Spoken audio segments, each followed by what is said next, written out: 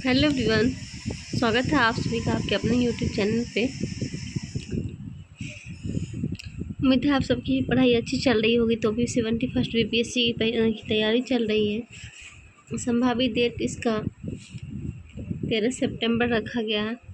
अब देखते हैं आगे क्या होता है, लेकिन हमें अपनी तैयारी को धार देते रहना है और रोज़ न्यू टॉपिक को सिलेक्ट करके उसका रिवीजन करते रहना है। तो आइए देखते हैं यांत्रिकी, द्रव्यमान, बल, त्वरण, कार्य, ऊर्जा, संवेग, गति।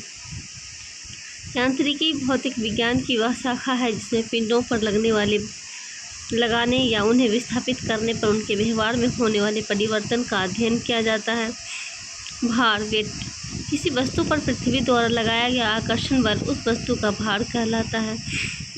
द्रव्यमान, मास, किस वस्तु या पदार्थ के परिमाण को उस वस्तु पदार्थ का द्रव्यमान कहते हैं। किसी वस्तु का द्रव्यमान प्रत्येक स्थान पर स्थिर रहता है, इसे m से व्यक्त करते हैं। भार और द्रव्यमान दोनों में डिफर है।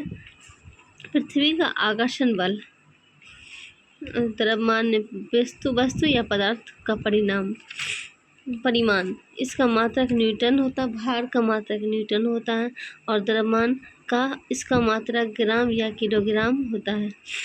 भार एक सदिश राशि है, वह द्रव्यमान एक अदिश राशि है।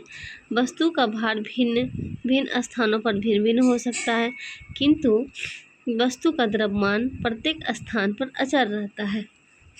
आइए देखते हैं डिस्टेंस एंड वेलोसिटी,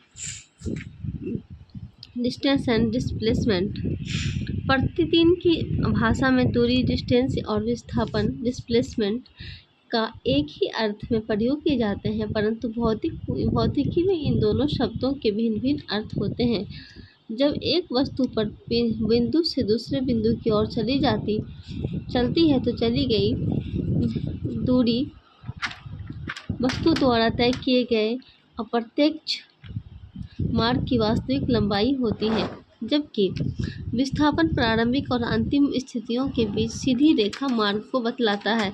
इसलिए गतिशील वस्तु द्वारा चली गई दूरी जो भी हो, वस्तु का विस्थापन सदैव वस्तु की प्रारंभिक और अंतिम स्थितियों के बीच सबसे कम दूरी द्वारा प्रदर्शित किया जाता है।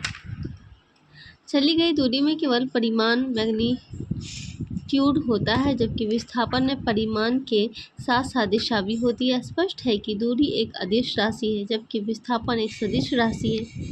गतिशील वस्तु द्वारा चली गई दूरी शून्य हो सकती है, परंतु वस्तु का अंतिम विस्थापन शून्य हो सकता है। किसी गतिशील वस्तु का विस्थापन शून्य तब होगा जब एक निश्चित दूरी चलने के बाद वस्तु अंततः अपने प्रारंभिक बिंदु पर आपस में आ जाती है। चाल बराबर क्या होता है तो हम लोग भर के पढ़े हैं। चाल बराबर दूरी बटे समय, वेग बराबर विस्थापन बटे समय, त्वरण बराबर परिवर्तन, वेग में परिवर्तन बटे समय। तो हम लोग भर के पढ़े हैं 9वीं 10वीं 10 12 11 12। न्यूटन के गति के नियम। पिंडों की गति का वर्णन करने के लिए न्यूटन ने 3 नियम परिभाषित किए। इन नियमों को न्यूटन के गति का नियम कहा जाता है। न्यूटन के गति के नियम बल की परिशुद्ध परिभाषा देते हैं और वस्तु पर लगाए गए बल तथा उसके द्वारा प्राप्त की गई गति की अवस्था के बीच संबंध स्थापित करते हैं। पहला है न्यूटन का गति का प्रथम नियम। प्रथम नियम के अनुसार कोई